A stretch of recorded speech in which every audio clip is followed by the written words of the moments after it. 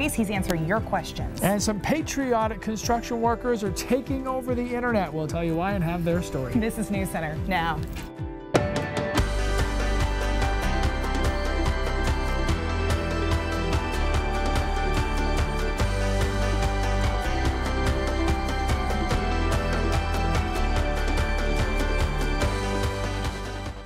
His phone was just ringing, no one was answering. A man from Lewiston loses his brother in the terrorist bombings in Somalia, where the death toll is still rising. Hello everybody, I'm Lee Goldberg. And I'm Amanda Hill. A Maine man is mourning his brother killed by terrorists. At least 300 people were murdered, several hundred injured in Somalia's deadliest terror attack ever over the weekend. A truck bomb exploded at a busy street in the nation's capital on Saturday night. The Somalian government is blaming al-Qaeda-linked extremist group Al-Shabaab for the attack. One of those victims was the brother of a man from Lewiston. He's devastated, obviously, about losing his brother, but he also says he's disappointed that his country hasn't received more attention or support in its time of need. Christina Rex has the story. My mom died first. Iman Osman has not had an easy life. And then a few months later, my dad was so much in love with my mom. When she died, he got sick. After his parents died when he was only 3, he fled to refugee camps in Kenya with his aunt and cousins, and 10 years later moved to Lewiston. He left his blood siblings behind, but always kept in touch with his older brother, Iman Abdallah. The last time I talked to him was like 2 nights before he was killed. Then he got the call from his relative here in Maine.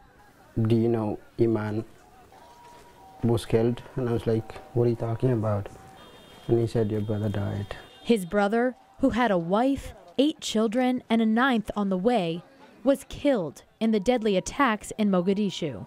I was shaking. I was crying and then just sitting on my bed, and I didn't even know what to do. I even thought of just living there, just go to Mogadishu. Osman says he'll miss their regular video chats and his brother's irreplaceable advice. With more than 300 people dead, Osman is mourning for his home country. It's very sad. Sometimes you feel like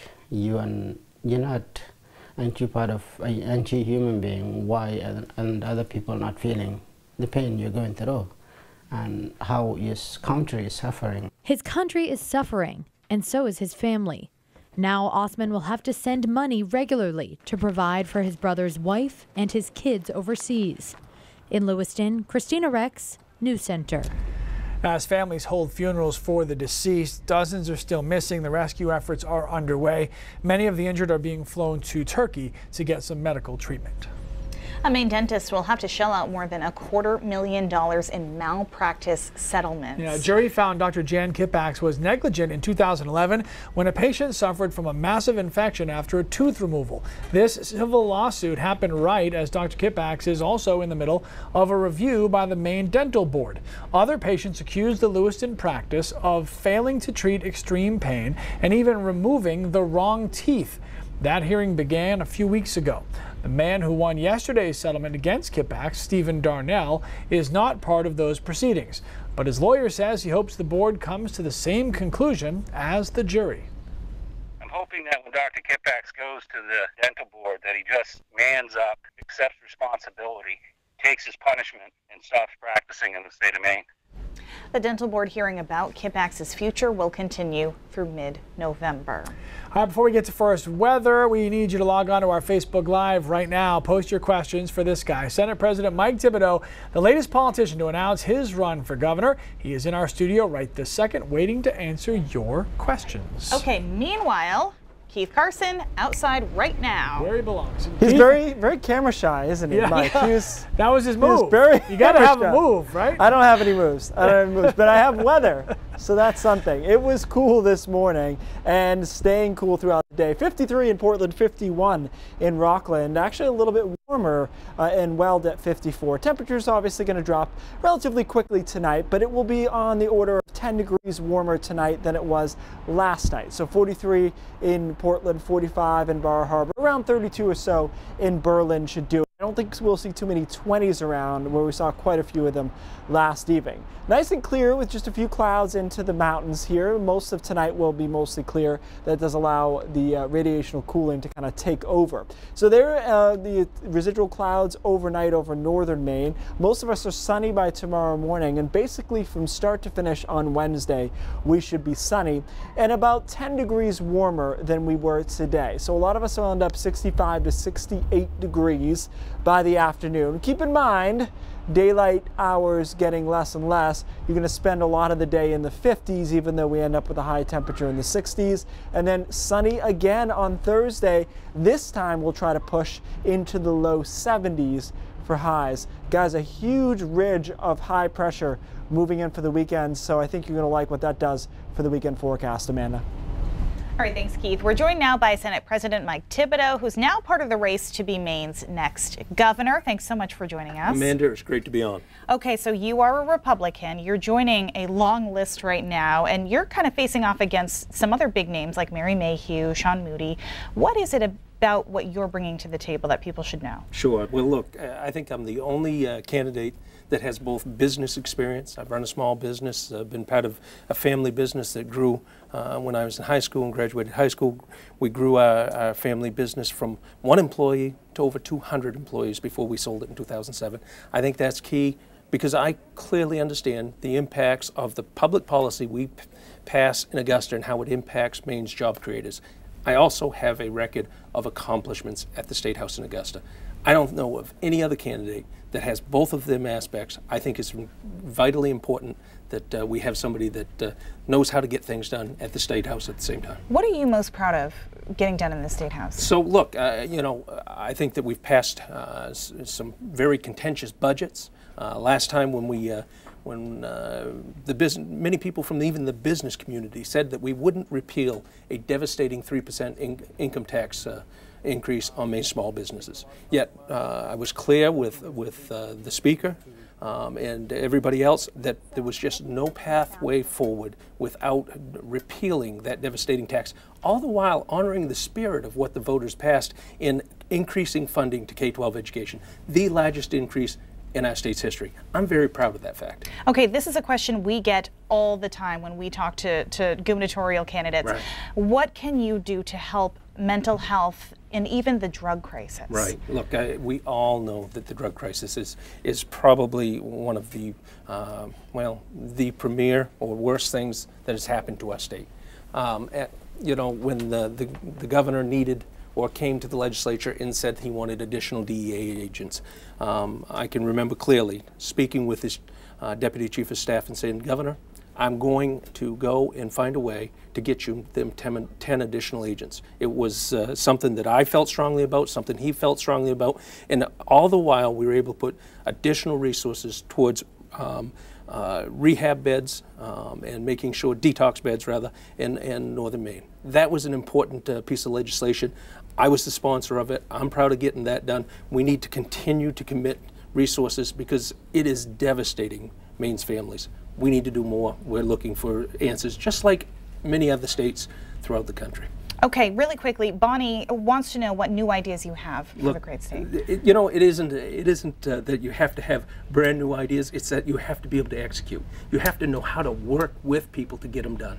I have a long history of working and finding solutions to our state's challenges. There is nothing more important than growing Maine's economy. I can't wait until I have the opportunity to meet with would-be investors. You know, there are corporations all throughout the country that are missing the opportunity to invest in our state. Our state is a very, very special place to live, work, and raise a family. We need to make sure that many of these investors understand the opportunity that exists in our state. I can't wait to get working on the economic development aspect of All right, this. we will wrap right there, but go on to Facebook Live right now and we'll continue to talk with Mike Thibodeau there. Lee? All right, there are a lot of names in the race for governor already, but what if you were to join the race? Yes, you. Well, we played a little game on Facebook today saying to post the last text that you sent as if it were your campaign slogan. Denise would get her votes with kindness. Her slogan would be, I love you, heart emojis. Then Shelley wants her constituents to know that she understands their problems, saying, Sheesh, girl, I feel for you. And Angela would be all about the town halls, it seems, because her slogan would be, "You don't bug me, I'm here to listen." Oh, Dana would probably get a lot of support with this one. Taxation is theft. And Mandel's line doesn't really inspire a lot of hope, but it may be one people relate to. What's the point? Comment right now on our Facebook Live feed and let us know what your campaign slogan would be if it was the last text message you sent. I want to know what she was talking about when she was actually talking about taxation. What your last text message says. It was, "How's golf?" How's golf? Is that so? That's your campaign slogan. That's so you'll be my playing a lot of campaign golf. slogan. So never working. I would still Typical. I'll still vote for you. All right, still to come on now. Another witness says that he lied during the murder trial of Anthony Sanborn. Why he recanted his testimony coming up next. And we're a small community, so it's something we're used to doing. It's nothing out of the ordinary for us to stand for the national anthem. A show of patriotism goes viral as the debate over the NFL national anthem protests rages on. Those stories when we come back. a second person who helped put Anthony Sanborn in prison has come forward to say that they lied during the 1992 murder trial. Sanborn was convicted of murdering teenager Jessica Briggs. He was released from prison on bail in April after a key state witness recanted her story. Hope Katie said she never witnessed Sanborn stab Briggs as she had originally testified. Today, another witness, Glenn Brown, said he lied as well. Yeah, Brown testified back in 1992 that on the night of the murder, Sanborn showed him a buck knife and said he was looking for Jessica Briggs. After the murder, Brown said Sanborn told him Briggs had been stabbed. Brown said he questioned how Sanborn knew that because that wasn't on the news. Today, Brown said he made it all up and never saw Sanborn either time. When asked why he lied, Brown said he was nervous about going back to jail. He was facing several charges at the time, including theft and assault. He said he thought if he testified a certain way, he could avoid jail. Of course, we'll have much more coming up in our later shows. This morning, the Dow Jones topped 23,000 for the first time ever. This has been a record year for the industrial average, breaking 20,000 for the first time months ago. Financial experts say that the markets are doing so well because world economies all over the globe are gaining ground at the same time, which is a rarity. And there is still hope among investors that President Trump's tax cut proposal could make it through Congress, which would add to the rise. All right, for a few days now, a conversation about sexual harassment is dominating social media. As we told you yesterday, the hashtag #MeToo is all over your timeline, and it asks victims of abuse and harassment to identify themselves to show just how many people are still dealing with this pervasive problem. Now, sexual harassment is center stage right now in Hollywood as well, where a famous movie maker is accused of sex crimes. Last night, two powerful women in the industry spoke about their experience with sexual harassment. The guilt for not speaking up earlier or taking action. True disgust at the director who assaulted me when I was 16 years old. That's Reese Witherspoon, who says that when she was assaulted as a teenager, producers and agents pressured her not to say anything, saying it would affect her career. And Jennifer Lawrence also shared her experience with harassment last night at the Elle Women in Hollywood event. A female producer had me do a nude lineup with about 5 women who were much, much thinner than me. And we all stood side by side with only paste-ons covering our privates. After that degrading and humiliating lineup, the female producer told me I should use the naked photos of myself as inspiration for my diet. Jennifer Lawrence said she was told to lose 15 pounds in 2 weeks when she was just starting out. And these are just 2 actresses who've come forward. As for Harvey Weinstein, the movie mogul accused of rape and assault, he resigned from the Weinstein Company today, but maintains he did nothing wrong. He was also unanimously voted out to the Producers Guild of America last night.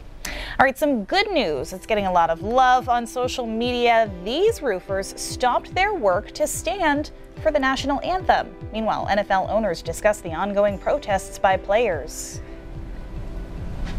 And it's really starting to feel like fall out there. KC with the full forecasts coming up. Standing standing for the national anthem or kneeling in protest is a topic that has divided the country and one many people in Maine feel passionate about. And Chris Costa shows us how a group of men from central Maine are super popular now thanks to a photo of what they say didn't take a second thought. We were working on a roof. A normal Saturday. Waterville and Old Town, we're getting ready to have a high school football game. Now in the spotlight. We heard it come on, so we just stopped what we were doing and put our hands over our chests. A ritual facing controversy. Them guys get paid a lot of money to do what they do. That has nothing to do with me. Dwayne Harrison says that did not factor into his choice. That's the way I was brought up, to stand for the national anthem and respect it. He, Danny, James, and Wilton never expected Michelle Kosar to take this photo and post it on Facebook. A lot of positives, some negatives, but there's always negatives with the positives, so haters are going to be haters. They arrived to their job site Tuesday to find a fitting surprise on the back of their customer's car. That's what I was taught to do. I watch football, I understand why it's taking off. It's just something that people should do. For me, it was more or less my uncle Walter was in the military. Every time I hear the national anthem, I want to put my hand on my heart. It's what I've done since I was a kid. We respect the flag. That's what we do. Now back to their routine after a little excitement over something that felt normal to them. We'd do it all again, and it wouldn't matter if someone was taking a picture or not. In Sydney, Chris Costa, News Center. Right now, Patriots owner Robert Kraft joins his colleagues in New York to talk about the ongoing protests during the national anthem. The NFL Players Association is meeting with the owners, hoping to find a way to move forward on the national anthem issue. President Trump has taken issue with the players who kneel or lock arms while the flag is being presented. The protests are just one of the topics owners will discuss at today's regularly scheduled meetings. Can they discuss the Patriots secondary? I would love to talk about that. Yes, yeah, I think that will definitely come up in conversation. Not a lot of people feeling bad for the Patriots right now, I'll tell you that. No, just outside of New England, yes, for sure. All right, hey, cool this morning. Yes. Nice day today, though, and we're going to start warming back up, if you like that, for the next few days into the weekend. 33 officially. Got an interesting email from someone, Dan Moscato, who said, how come there are no frost advisories? We haven't received a hard freeze yet. And I agree with you. The National Weather Service controls that, and they've said they're done for the year issuing frost advisories, given that most of the state has already hit a frost. In the 50s right now, temperatures tonight won't be quite as cool. We'll be in the 30s and 40s for the most part. A few clouds over northern Maine, but most of us remain clear, and high pressure builds in tomorrow and we warm up into the mid and upper 60s for most of us, as this high is kind of in a neutral position. By Thursday, another sunny day. Now we have a southwest flow around the west side of that ridge. That gets us into the low 70s on Thursday. Front comes through Thursday night, few clouds, maybe a sprinkle, and then Friday is a little bit cooler in the mid 60s, but look at this huge ridge of high pressure that lurks to the west. That's basically going to be our weather Friday, Saturday, Sunday, Monday. High pressure means a lot of sunshine, and temperatures will be above average. Hour by hour forecast shows a few clouds tonight. I don't think it's a big deal. Maybe a sprinkle in far northern Aroostook County. Temperatures drop tonight to the 40s along the coastline, 30s inland. I don't think we'll see 20s though, like we did last night. And then we go right back up here through tomorrow afternoon into the mid and upper 60s, 67 in Portland, 67 in Sanford, and 65 in Lewiston. So significantly warmer than today, and then even warmer yet on Thursday when we get into the low 70s in a lot of spots. And kind of constant throughout all of this is the sunshine, which is going to be nice. Here's Thursday's high temperatures, again in the low 70s, some 60s over the mid-coast and down east. We are still right now #1 for the warmest October for Portland and Bangor. Guys, we're going to talk in just after the break actually about what that might mean for the winter, because I set out to prove one thing and ended up proving something different totally, which is the fun of science as it turns out. Weekend looks fantastic, 70 to 71 degrees, mostly sunny. Complaints? Probably not, huh? Nope, not for me. That works. Cooler next week, but until then, just That's great. Next week. Come on, this week. Deal with Come it on then. now. Exactly. All right. Let's check in with Cindy, see what's coming up on News Center at 5:30. Hi guys, yeah, here's a question for you. Is it the future of green energy, or is it going to be detrimental to the Mid-Coast vital fishing industry? We're going to look at the debate over the wind farm that they want to put off Monhegan and its effects on Port Clyde. And is another health care plan making its way through Congress? We're going to have the latest on the possibility of a bipartisan solution. That's coming up in the next half hour. Back to you guys. All right, thanks, Cindy. Now continues in a moment. Okay, so got a lot of questions about this. What does a warm fall, October specifically, mean about the winter? Usually the answer is nothing. The correlations between seasons are usually very, very weak. But I said, you know what? I'll dig it up. I'll see what happens. So I took the top 10 warmest Octobers in Portland and Bangor and looked at snowfall the year, after, so the coming winter. Each one of these red indicates above average snowfall. So these are the years in Portland. And as you can see, we've got quite a few, 9 out of 10 in this case, above average. If we go to Bangor, let's see what Bangor has going on. See how they're correlated. Bangor had a couple of different years, but they still had the same general correlation. Here where you've got 8 out of 10 of these are above average and just a couple of them. So now you're talking about 17 out of 20 of the top 10 are above average snowfalls. And some of these numbers, as you notice, are big, 138 inches. These I don't get too concerned of. These are just above average. So 17 out of the 20 years, it was above average snowfall. But then I tried to remove for other factors because maybe something else was going on those years that could explain this pattern. So La Nina is the first thing I thought of. La Nina is often correlated for us to above average snowfall. And the reason, long story short, guys, is that cool air, cool Pacific pool pushes the jet stream over the west, which creates a trough in the east. So the biggest impact for us typically is the storm path is kind of in our vicinity. So some years it may be south, some years it may be north, but we're in an active pattern when it's a La Nina. So maybe the La Nina is the real factor in these Octobers. But that turns out not to be the case because I went through those 20 years and found out which years were La Nina, which years were El Nino, which years were nothing. And only 7 were La Nina, 6 were El Nino, 2 were neutral, and 5, unfortunately, were so far back we didn't keep data on it. To me, that says there's not a really strong correlation to it being a La Nina. So this may be a correlation, not a causation, but there might be something there. So we may have above average snowfall. There might be something there, and the plow guys might be very happy. So enjoy every one of these days right now.